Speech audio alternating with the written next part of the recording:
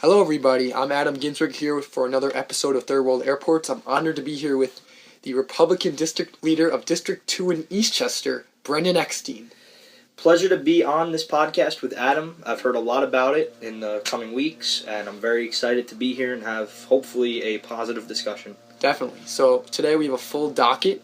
We're going to talk about presidential tickets for 2020. We're going to talk about the Supreme Court's decision that came out today to allow certain parts of Donald Trump's travel ban to continue. We're going to talk about a local issue, and that is our county executive, Rob Astorino, wanting to ban Uber in Westchester, and we are going to talk about Donald Trump's assertions that Obama is to blame for Russia's meddling in the election because he should have taken more action before the election. So we're going to get right into it. First, we're going to be talking about the Supreme Court's 9-0 unanimous decision to allow certain parts of the travel ban to be enacted starting this Thursday, June 29th. What do you think about this, Brendan? Well, it started off as an executive order that was stricken down very quickly throughout state courts. The way I'm looking at this, it is much, the way I could put it, is watered down compared to what it originally was supposed to be. It started as a lot of controversy. It began in his election cycle. He did use the term Muslim ban. The supporters' rhetoric was about Muslims.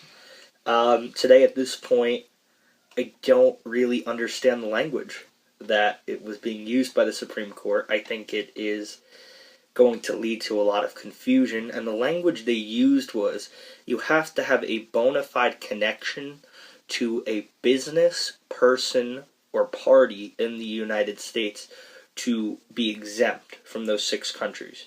So the way they're putting that is not really clear to me. I don't know. How do you feel?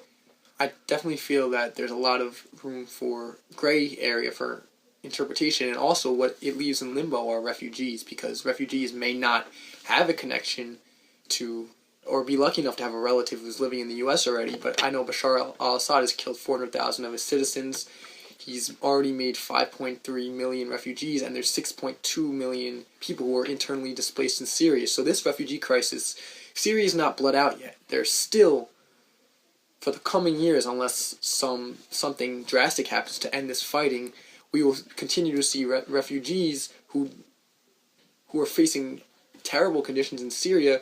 We're going to continue to try to come into America and also other Western countries, but because we're talking about America, that's our country. So I think that this ban will just allow for more, or this ruling will allow for more confusion. I just want to say what you said, that this ruling, any person who wants to come live or visit a family member will be allowed into the U.S. So will people who are coming to teach, study, or speak at American schools, or work for American businesses, study at American universities. They will be allowed into this country because that means they have a relationship with an entity in America. So that's very interesting. It's definitely watered down. I still think it's politically motivated. I want to make an interesting point. So Donald Trump called this a travel ban in an earlier tweet. Mm-hmm. But he also said that he was going to start, and this was early on when he had first enacted this travel ban in the first week of his presidency, he said he was going to start a strict refugee vetting program, right? Mm-hmm. When the court struck down the travel ban, he still had the opportunity to put a strict vetting program in. He never did that. He never set that program up. That's why I think this is just strict political rhetoric. Mm-hmm. I think it's more bloviation, and I think it's a little bit of throwing red meat to his base. Mm-hmm. And now I think he's acting tough guy to satisfy a political promise that really, in practice, won't do anything, because if he really cared about this, he would have set up the stricter vetting program, which he didn't do.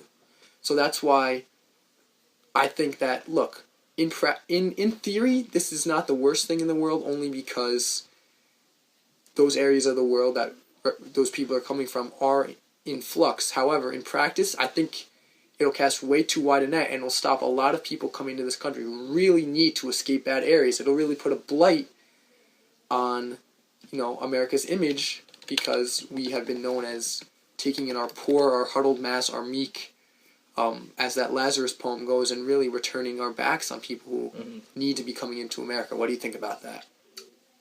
Well, the way I view it, America for over 9 years, going back, has been very, very, very generous to refugees during Obama's presidency. We allowed a lot of people in.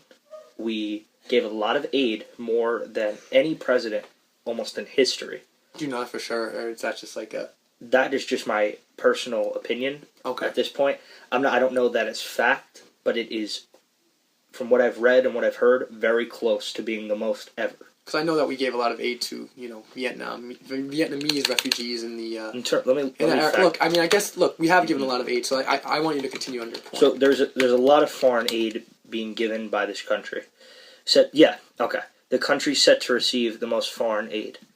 So this was in 2000... Well, this is foreign aid. I'm talking about refugees. Isn't that not what you were talking about? I think it ties into it. Okay, so what's your point? So my point about the aid and the refugees is this. Trump's idea is to go in for his new, idea is to be America first. America, the past few years, has been very, very supportive of other nations. It's been the backbone holding up other nations when governments were unstable, when governments were essentially not acting as governments, just being irresponsible, allocating funds inappropriately, treating people poorly. And he feels, and I feel like a lot of people in this nation feel, even some Democrats, that we weren't being seen first. And it starts with the middle class. It starts with our own sick and our own poor. And then our own people who are out of jobs, our veterans. I think it ties back to that. So the ban. By banning people for 90 days from those high at-risk countries, each one of them, and I know this stuff for sure, is on the U.S. do not travel warning list. Those 6 countries. There is a severe travel risk internationally and domestically for the people who live in that country, not just tourists. So the way it ties in is this. By having that idea of we need to protect our own people first, the 90-day ban, I don't see it as political rhetoric. I see it as a way for this country to kind of regroup again. If you look what's going on in the UK, who have let a lot of people into their country through the EU, the refugee programs over there, without proper vetting, without proper documentation possibly. I think... Have they? I think they do have a very good program. It's more France, I think, what you're meaning to talk about. England, France I know the kingdom has actually been well protected because... But when you're in the EU... Because it's an island. But when you're in the EU, when you're in France, it's very easy to go from France to England.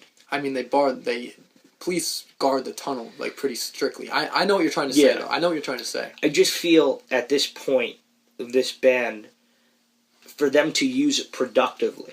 And I'm not saying we need 90 days just to sit around and do nothing, but I think that administration needs to get a committee together. They need to work with the Foreign Relations Committee, and they need to seriously come up with a very proactive and better way to handle this situation, because it's not going away. See, what's interesting is you see a lot of terror attacks on U.S. soil, or the ones in the past, the Orlando nightclub. Yeah. And you see stuff like that, and these are people who are not necessarily first generation coming to our country. These are the kids of immigrants. And what I find so interesting about that is because I know the Orlando nightclub guy, he wasn't necessarily motivated by purely ISIS motivation, because he also used to frequent the club, but that's not the point. The point is that social media is what radicalizes a lot of these people. That's why I think that we should first and foremost, and I know that Facebook is really taking it into their own hands right now, and Google is too, to make sure that radical ideology is not able to spread over social media. And that's and also I understand what you're saying. You're saying, look, these 90 days, sit down with the committee, let's talk about ways to make this better. But even if we didn't stop immigration for 90 days. Yeah. But there was still time to put vetting together. They didn't need to sit on their hands and do nothing. Exactly. But they did, which is why I really think it's political red meat for his base, because he did nothing when he could have done something, and if he really cared, he would have done it immediately. But he claimed that because this ban wasn't enacted, that his hands were tied, when in reality he still could have put that committee together, which is why I don't think that in the future he'll be proactive in setting this up. So that's my thoughts on that. I'm interested to see where this thing goes, because I know as the ACLU has already sued, there will be lawsuits that the Supreme Court will hear in the fall. I'm interested to see where this goes, as I'm sure you are too. So would you like to go on to the next issue, and that would be possible tickets for 2020 presidential election? Yes. I'm very interested in looking ahead. I know that's not the right way to go about things, but when you go day by day, things you got to know that nothing's permanent, and that comes with presidents.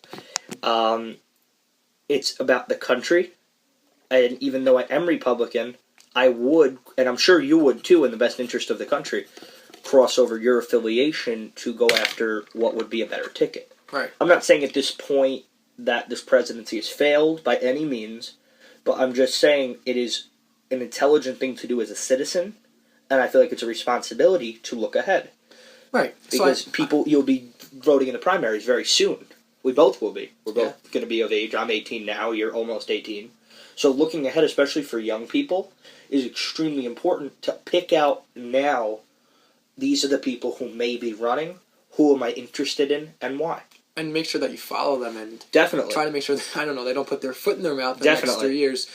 And I find that interesting were you at that Kasich rally at Iona College? I was at the we both were, I believe, yes. See, that's a man who, I know that I don't necessarily agree with him on a lot of policy, but that's a man who I would not be mad with seeing in the presidency. I don't know if he has enough, or he's radical enough to make it through the primary season. It's sort of like an hourglass. Exactly. You have to come from the radical wings and then become centralized I see you come it to the general election. I see it as this. So this was the first election I watched extremely closely, being at a more appropriate age to understand what's going on. And by looking at it, I look at right now, so 2017 is kind of like the audition for the next group of candidates. They will be scrutinized over the next 3 years. And one thing I was reading the other day, Elizabeth Warren joined the, I don't know if it's Foreign Relations Committee, it's a Foreign Policy Committee within the Senate. Warren joined it, and a few junior senators of the Democratic side did. Cory Booker did as well. And people were alluding that to getting foreign policy experience for a potential run. Because as the commander-in-chief, you're very proactive with other nations. Right, and I think that's interesting because the Democratic Party, they have a problem. They need to decide whether they want to go through the Bernie-crats or they want to go through the typical, more central, moderate Democrats that they have been running in recent years, because that schism is really threatening to tear apart the Democratic Party. As you probably know, Bernie Sanders supporters shouted down Hillary Clinton as she was giving her... There wasn't a lot of unity. Yes, exactly. So this party is not unified. So it's going to be very interesting to see, because there's the Elizabeth Warrens, then there's the Cory Bookers, and then there's there's the Chris Murphys. There's a lot of different possible candidates. I know that this is actually something... It's nice to have someone who's a Republican to talk to, because in the last episode, if anyone listened to that one is now listening, I talked with Kyle McIntyre, who's a Democrat, and we talked about our ideal candidates for 2020, or candidates that we thought, and I thought that was a very interesting conversation. I'm very glad that I have someone with a different perspective now who I could talk to. Who would be your ideal Republican candidates? Give me three in the 2020 election. In the scenario that Donald Trump is not the nominee for whatever reason in 2020. That's a sort of super question. If we can do a hypothetical. If he steps aside and does not want to do it, which can be one option. If he gets into legal trouble and has to resign or is impeached, that's very far along. But these are just scenarios that will remove him. Yeah. Obviously from the running, or if he just gets defeated in the next primary, which is very rare for an incumbent, but it could happen. I mean, if someone has enough firepower... You never know. So, 3 candidates on the Republican ticket I'd like in 2020. Number 1, and this is in order of who I think, John Kasich. John Kasich, who you had mentioned before, is a governor of Ohio, very, very serious, has a lot of experience, has done a lot for that state. Financially, he has done a lot for that state. They have increased jobs and production in that state. Another thing is, I think he has the power to unify the Senate. He's a career politician. He has enough sense, and I'm using that term, he has enough sense, he knows when to give in. He knows what to compromise on and what he can't. Right, I think with this new healthcare bill, he said a couple of days ago that it's bad, or he doesn't like it because it takes away too much of Medicaid and Medicare benefits, which is interesting because you never usually hear you can't. You never hear a Republican. The worst way to repeal something, you can't just completely get rid of something.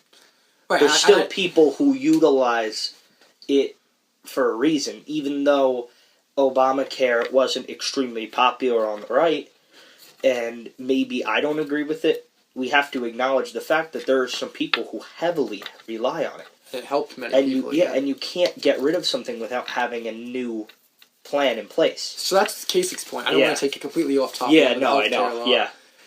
So Kasich, I feel, in general, to wrap it, Kasich up, he will unify both parties. He, I think, would be a good commander-in-chief in terms of a level head, very comfortable in his shoes. But I don't think he would make it through a primary. I just don't think, I don't see him getting enough national attention. Well, he definitely got the attention. He was one of the three, he was one of the last three who were left. But that's only because he didn't drop out.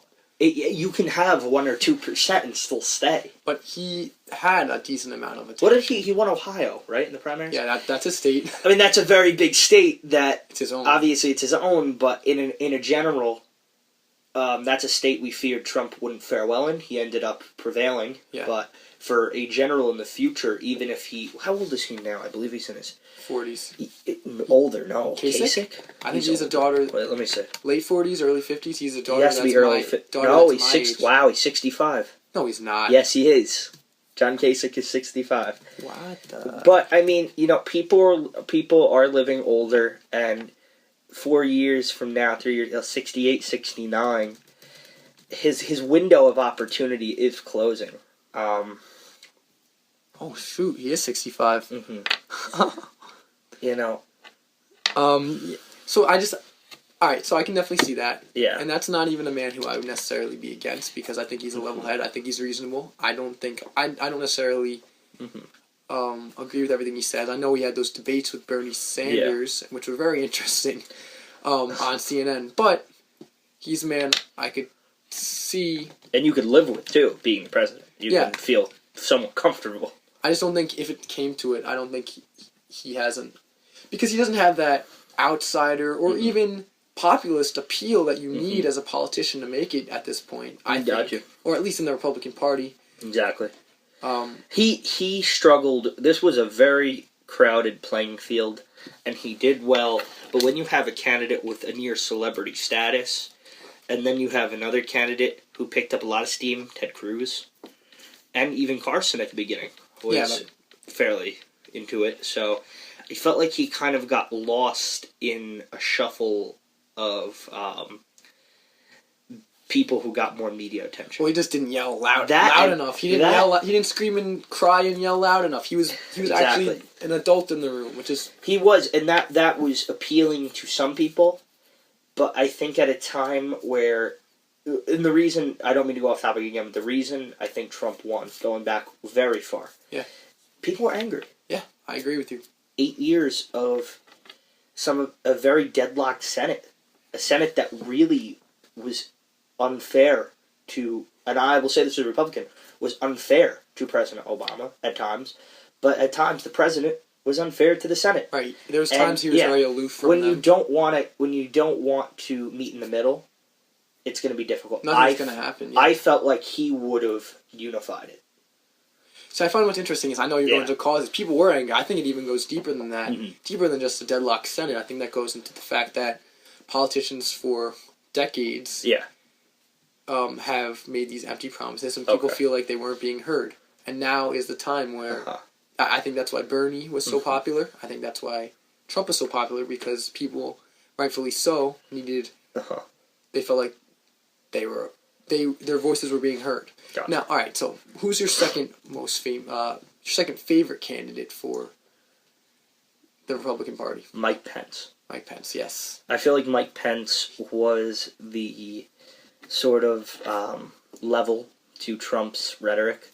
He is another career politician, controversial on a lot of issues that resonate with Democrats and Republicans about abortions. But putting that aside, I feel like at this point, as a vice president, he is probably one of the most active vice presidents in terms of what he has to deal with. I don't think working babysitter. Yeah, I mean, you know what? I don't think working with Donald Trump is easy. I can't imagine it is with any president. You know, it's a working relationship. And I felt like very early on he has toned down his extreme views. I think he has really come of his own. And I think at one point he is like preparing himself essentially to be the president one day. He is insulated from a lot of the mishaps that the Trump administration has done, which leads you to think that perhaps they're trying to groom him for being president. I can foresee Trump saying, listen, I did it. I don't want to do it anymore for whatever reason. And now it's Mike's turn. He is a good man from what it appears on the outside. You know, we don't know him personally, but from the outside he appears to be a good person. I'm a very big fan also of governors becoming president. I'm not a big fan of senators running for president. And the reason is, and somebody put it to me like this, and this isn't my personal opinion, this is just something that got me thinking, is that senators just pass legislation. They don't do anything.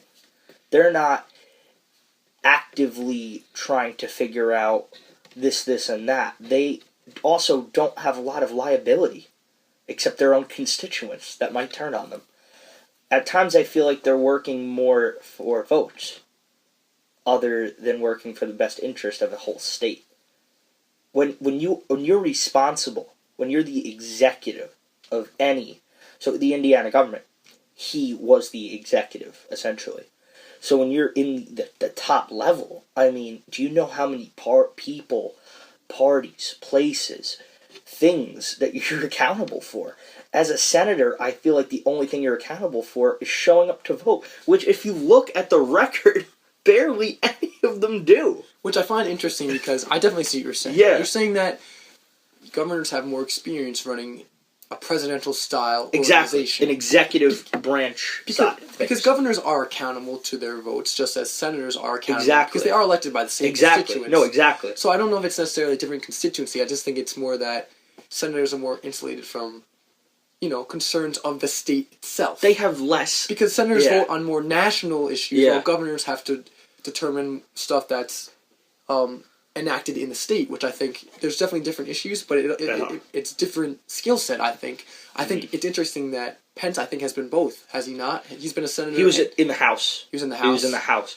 But I think to be in only the Senate, or to be in only the House, and run for president, I don't feel like you've had enough decision-making under your belt. When you're... Alright, this is the biggest difference.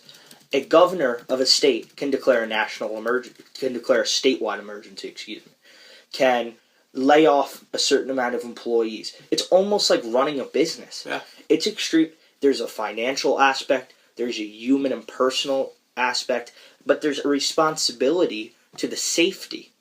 I don't feel like senators necessarily, not that they personally don't feel one way or another, but they're not liable as much as a governor is for the safety of other people. When somebody has to handle crisis, you don't run to the Senate and say, hey guys, vote. When you're the executive, it's you. We need to do this. And I feel like it's more leadership to do such. I feel like you have to have more experience to do what he is doing. And I feel like he would be a very, very good candidate if it needed to come down to such. See, what's interesting is, look, I can understand that Pence is qualified from a political perspective in terms of the positions he's held. I would not be comfortable with him as with president. With Pence presidency. As I would with a Kasich presidency. Is this due to his religious it's due to his views. Well, not necessarily his views, but the fact that he wants to impose his, or he doesn't respect the separation of church and state as I believe it should be as an American. Are you talking about the bathroom bill that he Bathroom bill, gay conversion therapy. I think that which he has toned down quite a bit. There's the bathroom bill, and there's also the fact he argued against marriage equality, which I know that in the 90s that's what Clinton did, but I still think that he as I'm reading here, he wanted to defund funding for AIDS in favor of conversion therapy, which I just think, like, look, we got to get with the times, and I think that this is a man who, while he may be a moral, righteous man, his vision for melding the government and religion is not something I want to see in this nation. Okay. All right, so I guess who's your third candidate? My third candidate, and this is a little bit more of an outsider. This is somebody who a lot of people might not know. You may or may not. He has worked a very long time in government, and the reason I'm going to say this individual is not because I feel very strongly about this person or any which way. I just feel that they can bring the party together. They can work extremely hard, and people might not agree with me. I'm going to probably get a lot of backlash over this. I really think, and just bear with me for 1 second because I don't want to botch this person's name. I want to get this completely right because I know I'm going to say it wrong. So just excuse me for all right. Okay. Bobby Jindal. Ooh. Yes. And I know people were gonna get on me. I wanted to make sure I was gonna say his last name right and didn't call him something else. But Bobby Jindal was somebody I supported extremely early on in that election. And it's the same thing, so he has the same thing in common as the others. He was the governor of his state. He was also governor during a very tough time in the state, the post years after Katrina. Not necessarily during Katrina, but post-Hurricane Katrina was also a very difficult time. He was in the House of Representatives during that time for Hurricane Katrina. So he was working there. I just feel that this person is very intelligent. They are young. They can bring the party together. And for being so young, he has an extreme amount of experience. He did work in administration. He did work in George W. Bush's administration as the Assistant Secretary of Health and Human Services. So he has that aspect to him. He's a member of the House, and he also was the governor. See, I remember him from the early on, yes, the primary debates. Yeah, and what was always a point that was brought up is the fact that he ruined the finances of the Louisiana government. I know he became governor in 2008. At that point, their deficit grew. Also, more than a football field of Louisiana disappeared in the Gulf of Mexico every day, and he resisted every possible attempt to remedy the issue. And I know, like, people say, "Oh, climate change." Like, this was not a climate change issue. This was an issue affecting his state. Yeah. It was erosion of the coast. It hurt their tourism, and yet I don't know whether he was in the in bed with the oil interests who drilled off the coast of Louisiana, but he allowed them to not close their canals, and through those canals, saltwater erosion occurred, which really hurt the state, and the state continues to get eroded. So he wasn't even good for his own state. I don't think he'd be good for the country. I understand he has experience, but I don't know if he's necessarily a man who, I mean, look, I wouldn't even, I would consider myself more to the left, so it's not like someone I would necessarily support either way, but even for a Republican, I don't understand why he's considered a good candidate. Why I like him is just because of experience alone. But as everyone said to Hillary Clinton, is good, as Trump said, is good experience. I mean, is experience necessarily good? I mean, look at what she's done over the past 30 years. She's ruined our country. I mean, like, look, that's why. Well, one of the big arguments that's what I'm saying. Yeah, is you don't find a lot of candidates who worked in administrations, then went on to lead an entire state.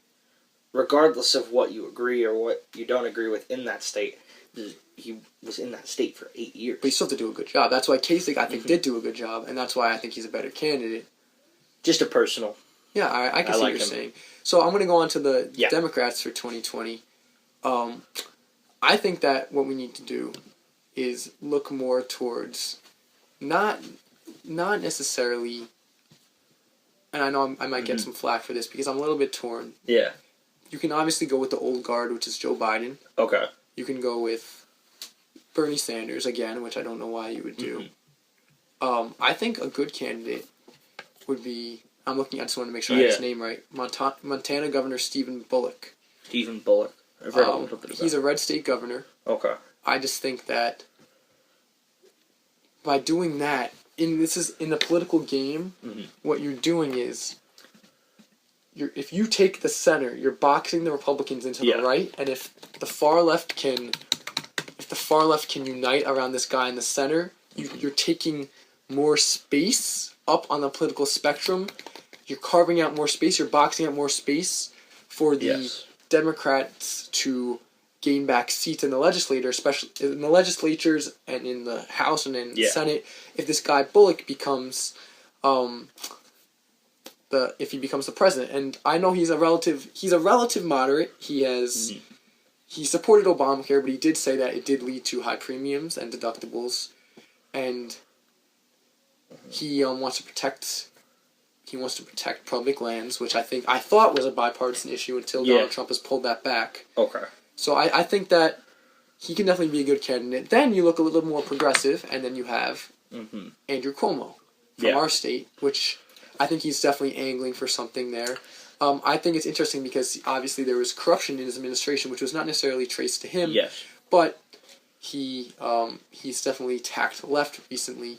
This whole thing for middle-class families providing free tuition at SUNY colleges. That's an experiment. We'll see how that turns out. Enacting a $15 minimum wage. If we can get into Cuomo a little bit more than Bullock, I think Bullock is a very, on paper, a good candidate for the party because it is a red state Democrat with experience, but it just doesn't seem like he has done.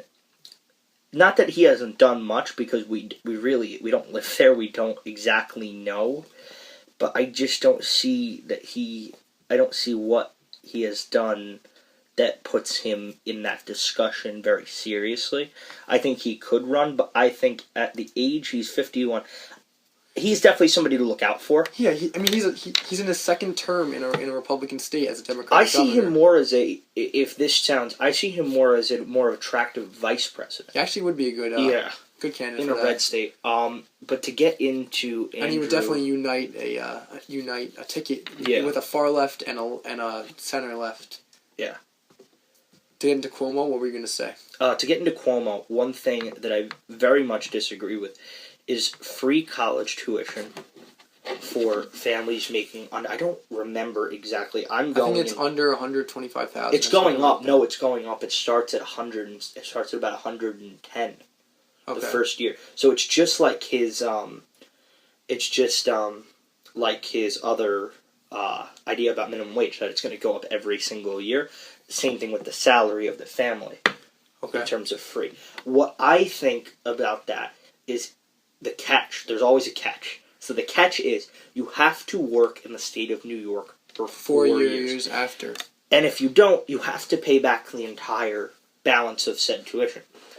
The problem, I think that's a good way of ensuring that kids don't take a New York education for free and then not help the economy in the years that follow. I completely agree with that aspect with it. What I don't agree is this: I don't see college to be a free rite of passage. I think it's very beneficial. I think it is something you need to take very seriously. But also at the same time, it is very expensive to run colleges. It is incredible. And for a SUNY school, which is significantly cheaper than a private school in the state, or in any state, whatever their state tuition is, sure, there's people who can't afford it, but I just don't see what's wrong with... the state has tuition assistance programs already. I didn't feel like there was an epidemic to the point where they just really couldn't afford it. I feel like there's cases like that. Well, I feel like what this is supposed to go into is, the fact that there's $1.4 trillion in student debt. So, right, debt crisis. I can definitely see for a college that charges $6,000 a year, which is completely below any national, private school. And then if you want a dorm there, you're going to pay for the... You're going to pay anyway, yeah. Right? So what I'm saying is this. What I'm getting into and what my big disagreement is about free college tuition is that I don't see it as an appropriate measure to be taken. Is that something the American public should be paying for? I don't think so. I don't think that's fair. That's definitely... And I can definitely see you're saying that's a very good question. Because when you look at it like this, and I take it very seriously, our parents, they work hard. They put us in a fairly good school district. There's also parents who work hard and they can't make ends meet, but they do work hard and they put the kid through high school. There's loans. There is government assistance programs already. By making it completely free and putting the burden on somebody else's family who worked maybe a little harder, maybe had more opportunity, sure, but to again, and I see this as a partisan issue, to again penalize capitalism and to penalize people for being more well off. It's just completely unfair. I don't see it as fair because when you're fighting for your child's best interest, if you have a family of 3 kids and you still make a lot of money, you're still paying 3 potentially private college tuitions. Right. So to pay for somebody else's because they couldn't do it is just that really bothers me. But is it fair if a mom works 2 jobs and she puts her kid through high school, and then a hedge fund manager is taking in $500,000 a year, and the taxes are lowered on him, and maybe he can help? Look, I understand what you're saying because, but putting somebody else's kid through college, right? I understand what you're saying. Somebody's going to have to pay for it. The question here is college a right? I think that the thing that Obama did with free community college, I think that's something that's definitely should be looked into because community college is not necessarily It's not necessarily a bridge to a 4-year degree. It could be a bridge to an associate's degree. It could be a bridge community. I would be more on board to listen to and to consider, but for a 4-year college tuition to be completely free of charge and then go get a... There's specific cases where maybe this will really help some very, very intelligent people. But to place the burden of somebody else's child on somebody else is just not fair. That's interesting. I guess we'll see how it turns out. This isn't food. This isn't... Right. This is not a necessity. There are plumbers. There are trades. Right, there's vocational trades. That make more than somebody who went to college. And that's exactly why... There's other just because there's other paths and there's scholarships. So what I'm saying is, if there's an average student who didn't get a scholarship to the school they wanted to go to, maybe they're not cut out for college. I wouldn't go if I didn't think I needed it for the career I want to go into. Right, and I think that's that's interesting because what it does is it basically pits vocational education against college education. Exactly. Because if you have the opportunity to get a free college education, but you can go down the route of vocational, but vocational education is not necessarily as subsidized, which honestly I'm not necessarily sure if it is or isn't. You apprentice. The way it works right. You apprentice. So you start working as an assistant. But then someone who is cut out for, or is someone who would be more predisposed to being vocational, someone in a vocational career. Yes. If they are then pushed towards the 4-year college because it's free, then it would not put them in the right spot. But I do think that, on the whole, because of this debt epidemic that our country's seeing, and by the way, the rates for student loans are they're horrendous. They're very high. And maybe this free college thing is not tackling the issue at the root. Maybe the issue at the root is the percentages on the loan. So maybe we're addressing the symptom, not the cause. I feel like this is the wrong place to start. I feel like it goes even before that. I think it starts at a younger age. There needs to be education in communities that are not as well off as some communities around here that need to say, hey, this is an option for you. you can start saving for college in this way. That, seriously. And I feel like getting this when they're young, a young family just starting, when you go 17 years later, 18 years later, and we don't have any money to do this. We don't feel comfortable taking out loans. And I'm not saying to take out loans if you can't pay them back. That's a terrible idea for everybody. The government, for them, but to get into my point, at a younger age, go in and say, look, you want your child to be successful, you want to put this much of your paycheck in. To be fair, you know, you see a lot about 529 savings plans, like in advertisements. Like I see them, like I feel like Charles Schwab, like put savings into like college education. I feel like it's not over $1 a day. I feel like it's not fair to, not that it's not fair. I feel like a lot of it's the parents' fault. Yes, there's situations where they're doing their absolute maximum potential and they're not making the money. That I get. But there's a certain responsibility as a guardian to say, look, this child can't go out and raise money for himself for college. We need to be fairly proactive and say, hey, if we want this option to be available for our child at a cost we could afford, we need to be more proactive. But then and there's look like, around. but then I think I understand what you're saying, but like, do you know what this will do? Do you know what this will do? What will it do, Brendan? My opinion on that's situational. My opinion is that this will create a very bad pattern, and there's years and years of poverty, right? There's generations of poverty. There's generations of very bad living conditions that are predisposed because they're born into it. But how can you get people to break out of a cycle? I guess a 4-year degree would definitely help that. But when we keep handing things out to people. But it's not as if these people aren't trying. That's the thing.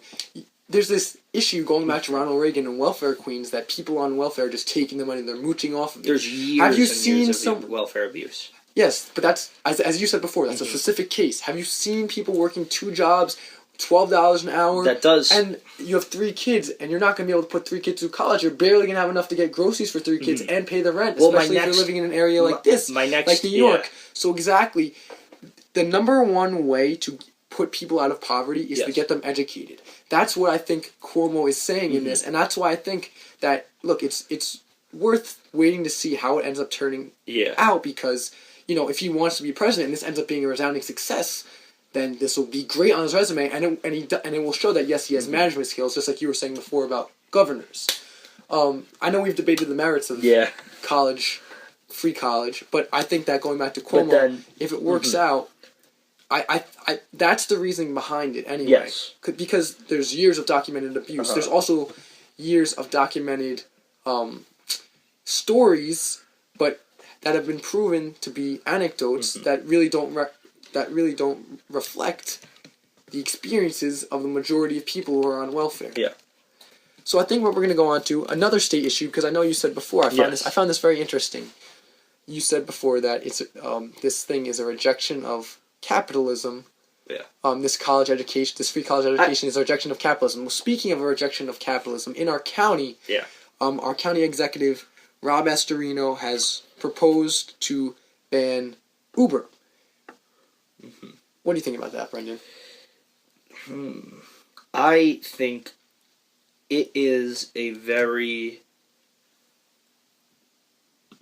complicated issue because there's a reason behind everything. I think this is very strange for a Republican to try to regulate something such as this. But I do see where Mr. Astorino is coming from. I understand where he's coming from on this. It starts with the first problem is that Uber at this point is going through a lot of turmoil with its CEO. This is not necessarily just Uber. It's all ride-hailing. No, it's all ride. Fine. So, if we're going to go to all, I'm just using them as an example, the biggest one. It's not regulated to the point where some people on both sides of the aisle, making this a non-political issue, feel comfortable with. It's not as, I'm trying to find a good word, they're not as scrutinized before going in. There needs to be a higher level of safety because there have been incidents of some very bad things happening. Just as there have been in Just taxis. as there with real taxis, yes. But with an Uber car, it can be anybody. You know what I mean? They're not working for a specific company. There's very little information on that person, and there's a very high risk potential to give false information. Right, because it's Uber, all online. Because Uber does do its own screening process, yes. But yes, it is online. It's all online. So if you had a fake identification card that somehow slipped through the... I'm just saying, in terms of a security risk, I don't see it as that being the main issue. I just see it as one of the issues with it. The main issue is the local taxi companies and local limousine companies that can be suffering as a result. A lot of people say, hey, these companies charge way more than Uber. Yeah, they have to stay alive. They have no other chance. Uber is all across this country. They can lower the rates extremely, which is something that monopolies can do. I'm not saying they fully monopolize that market, but they've taken it over quite a bit. It's about 75 and then % of it for them. Yeah, it's a wake-up call to the taxi and limousine companies that say, hey, we need to find a way to compete. And I'm all for healthy competition. I really am. I'm extremely, extremely open to that. But real taxis, like those companies, have to be certified through the state, which is another level of safety. It's another level of quality assurance. With an Uber car, you don't know what the condition of the car may be. You don't know that person's driving record because they have to... You can see the reviews on them. There is a review process, which is very good and all, but when you're not being... And I'm just saying, free will, right? Here, free will. Okay. A report to Uber is a lot less detrimental to the person's career than a report to the New York State Taxi and Limousine Commission. Okay, but if someone writes a bad review, they don't have to necessarily go in that car. They don't have to necessarily... This is what I find interesting about this whole issue, because I can definitely see where Astrino's coming from. I don't know how much money he's taken in political campaigns from taxi companies. That would be a very good stat to know, because you want to know if his motives here are pure. I can understand what he's saying. Safety, that the safety of the riders is possibly in jeopardy, and the fact that taxi companies have a lot more regulations to go through to certify their drivers, to certify their cars. Yeah. I think that if he's trying to level the playing field, then I can see where he's going. However, the whole the whole way innovation has worked in this country is when something that's old and stale has been spurred on by something that's new and fresh. Uber's new and fresh. It takes a new business model which allows people to make money in a way that is not typical from the way that taxis have been made, and similar to how Airbnb has been shunned in New York City and other cities across the country. People, the old guard doesn't like how the new sharing economy has replaced it. I personally think that the free market, and I know that I think in this case the free market should regulate it. If Uber is a more economically viable option than the taxi companies, then it should be allowed to continue, and the taxi companies should find a way to compete. But if the issue here is overbearing regulations on the taxi companies, maybe they should do a study and say, hey, if how many offenses are these regulations really stopping? If they're not, you roll them back and allow taxi companies to compete. Because I think to make a nanny state, or at least to protect people from themselves, look, people are smart. If they want to take Uber, they can make the decision. If they want to take a taxi and have more protection, they can make that decision. I don't understand why you have to save people from themselves. You said free will before. My argument is now this. After doing a little bit more reading, I just found out that they have been operating illegally in Westchester for the past 3 years. Illegally or legally? Illegally. Well, paying hundreds and thousands of dollars of fines. But why were they illegal? They were illegal because the taxi companies... They were not regulated. Taxi companies were protected in the first place by regulations. They are not regulated. They were not certified to have this business here. To be able to go to individual because the only reason they weren't regulated. The only reason they weren't regulated. Priority. It's through the state. But the only reason they weren't regulated is because taxi companies were the priority, and because it's a different business model. It's almost like building. The state has built into this whole entity. Because the state first and foremost at safety. The state has a certain standard for how the car should be, who the drivers are, and who oversees the dispatch. Have you ever been in a New York City I taxi? have. They're not. I'm just saying. I have. Listen. And you've taken an Uber as well. I have. There's more regulations, and I feel like when it comes down to the bottom line, taxis might be regular old taxi companies might be more safe, not because they care about your safety. They get incentives from the state for being proper, being in line. They don't want to get fined. They want to make money like anybody else. And I'm not even getting down to the issue of money or choice. I'm talking paramount safety is my number one concern. See, I find that's interesting. There can be a driver with Uber, right, that may not pass Westchester's regulations or the state's regulations to be operating a vehicle. Uber has a different set of unknown, unless you apply, standards that they look for. See, maybe Uber should publish its standards, and maybe they should become more transparent. And that's something that they actually, I think, are thinking about doing now with this whole CEO shakeup, Travis Kalanick, and all that. If they do that, I could definitely... The only reason why I think I'm going against you is because you say there's a certain standard of safety. Well, why can't Uber regulate it? Why can't the review process regulate it? And why can't New York regulate Uber's standards from the top? Because why does it necessarily need to ban Uber at the bottom? Because it's a new business model that allows people to... I honestly think protecting taxi companies at the expense of regular citizens who want to make a little bit of money through Uber, who may be qualified drivers, I think that's limiting individual freedoms in this country. Well, another big problem is with Uber's potential legalization in the state, full legalization, because now it's a state issue versus the county. I think a big problem is with this whole thing, if we're going to go back to the root of the issue, is that the county does collect fine money from them operating illegally. I think the county wants to negotiate and say, look, we want you to use the same standards we use in our cabs. We want to make sure this isn't a sketchy business. There's been a lot of Have you read why the CEO of Uber has resigned? Yeah, because he was a misogynist who was a complete jerk. There's been serious... What I'm saying is this, is that when you're in the public eye as a government entity, there's less hidden details. Let's talk about Lyft, though. Okay. Right? Because Uber has its own share of problems. You don't hear that with Lyft. Yes. So let's just say Lyft, a clean company for all we know. Yeah, for all we know at this point. The same thing. And I think they'll go through the same issue. When you're a private company, have you done things privately? I'm going to use this as an example. This is very off-topic. eBay has their own set of standards to sell on.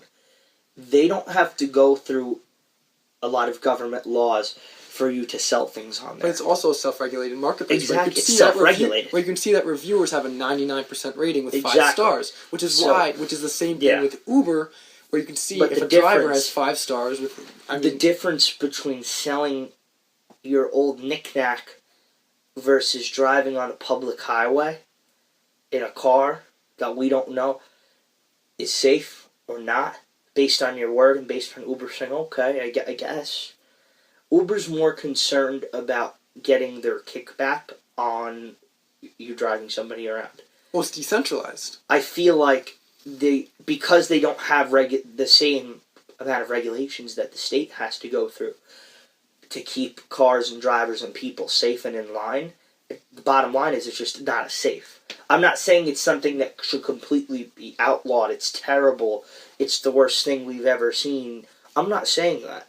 But I do see where the county and the county executive are coming from in terms of, wait a second, we want to look at this. And it's very rare that they go... Assuming his motives are pure. Assuming his motives are pure. He's not in the pocket of anyone.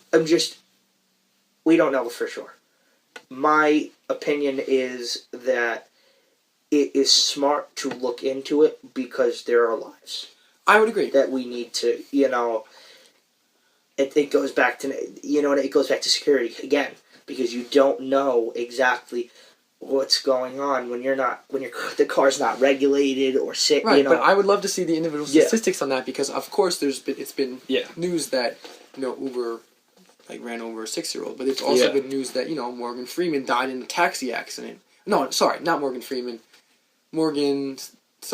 Tracy Morgan. Tracy Morgan when didn't he was die. in a taxi. He was injured in a taxi. In a limousine. Well, a limousine. Yeah, he was hit. But it was a taxi company that was driving. Yeah. Exactly. So that's why there's stories that go for both. So I'd be interested to see statistics. I'd be interested to know that if New York can regulate Uber on a more higher up level and not necessarily hinder the freedoms hinder the freedoms of the drivers. So going on to our last topic, and that is Trump's recent assertions that the reason Obama did nothing about Russia, even when he knew about it before the election, was that he expected Clinton to win. I think that this is ludicrous. Can you imagine if Russia had acted?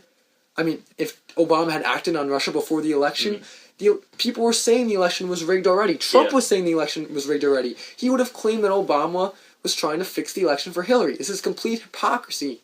I think that the reason Obama did nothing on the election is because he didn't want to make it seem like he was playing sides. He wanted to let it go, and he wanted to make it seem like he was even-handed and was going to let the election play out himself. He didn't want to influence voters in any way besides campaigning for Hillary, but he didn't want to make it seem like he was playing favorites in the election. So that's what because Trump said,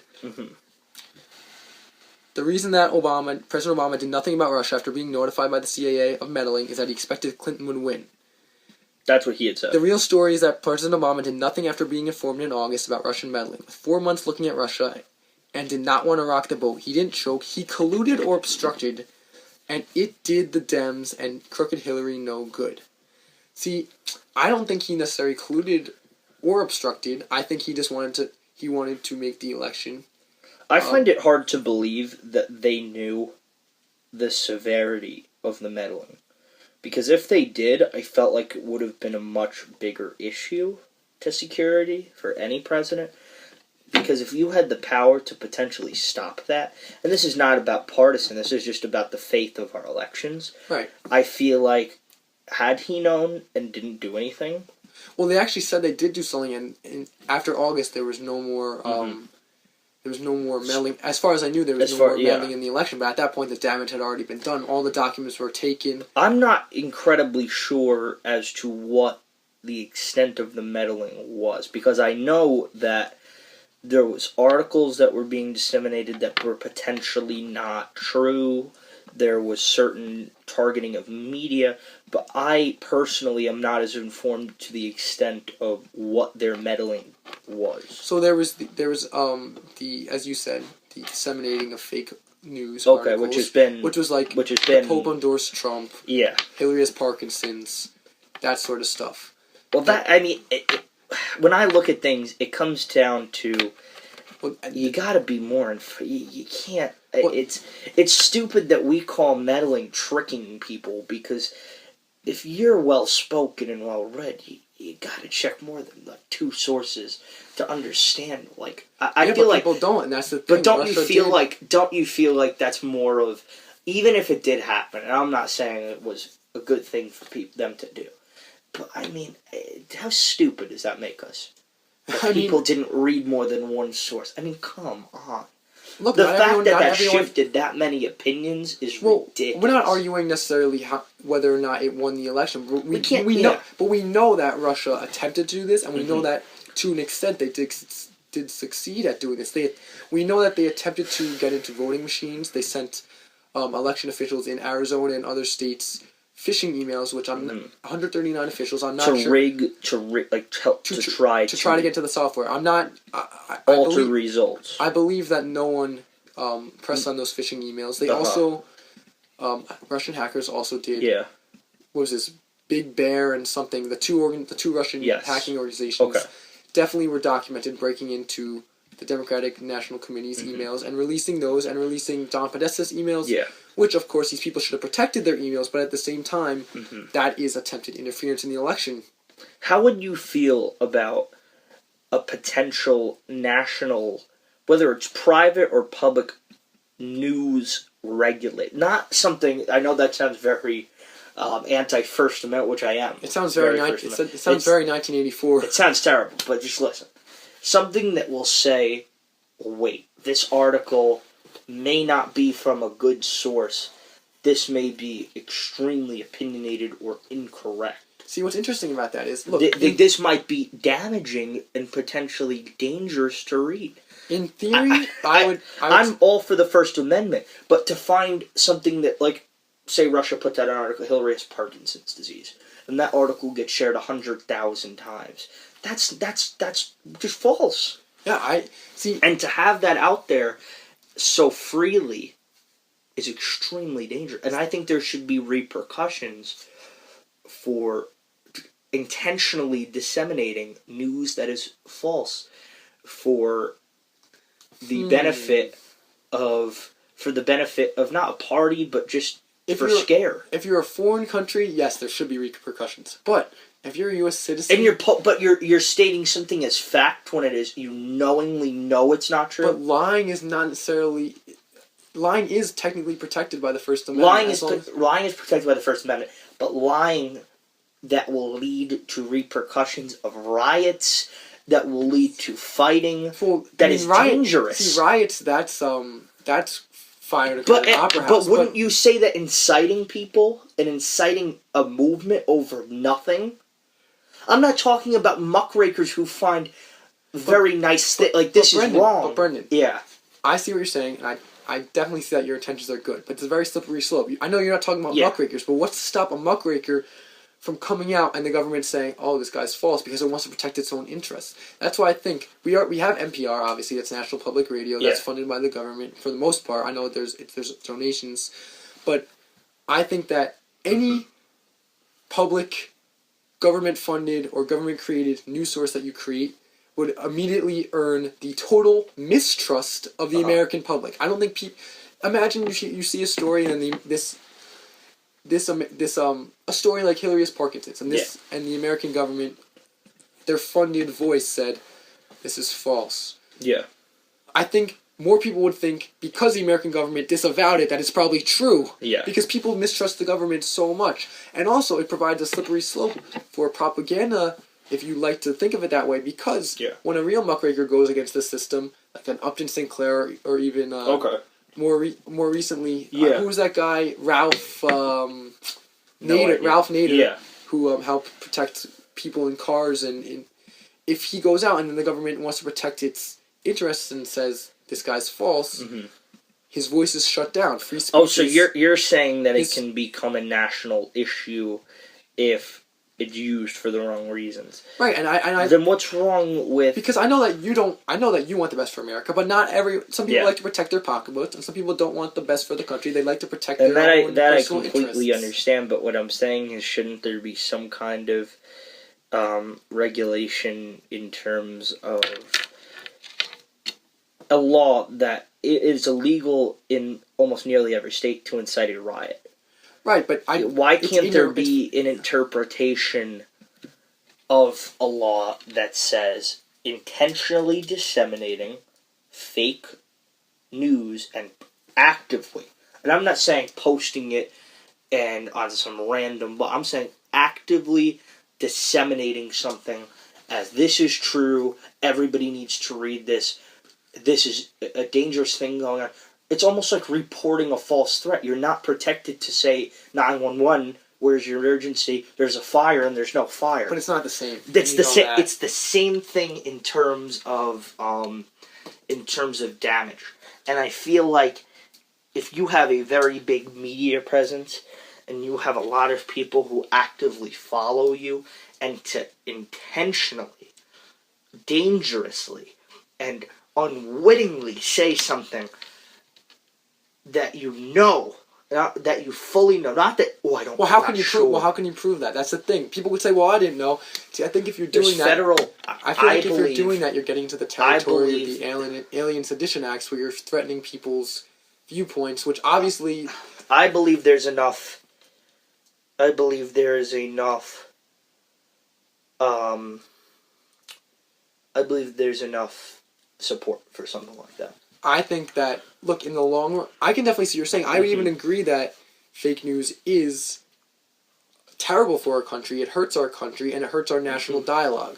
But I think that going through the government channels to shut it down is a recipe for future disaster. I think that it's what should be done is it's on the backs of independent journalistic endeavors, and that includes outlets like, just for example, even Fox News, CNN, MSNBC, but also other outlets like the what's another good outlet? Like, obviously newspapers like the Post and the New York Times. Then you get the the Wall Street Journal. I think that it's on the backs of major news outlets to report the falsehoods that are disseminated, because once the government starts doing it, it's really a slippery slope to authoritarianism. And that's why I really firmly believe that if there's a choice between erring on the side of freedom and not freedom, I choose to err on the side of freedom in that case, at least. Because I definitely agree with you that it's a big issue. I don't think that going through government channels is the right way to solve the issue. Alright, so I think that we've had a very productive discussion on a wide variety of issues. Uber 2020, travel ban, and Russian meddling in the elections. I was very glad to have you on the show, Brendan. I hope you can come on again. Maybe you'll even be a future host. Hopefully. Yeah, that'd be awesome. Thank you very much. All right, it's been great discussion. Right.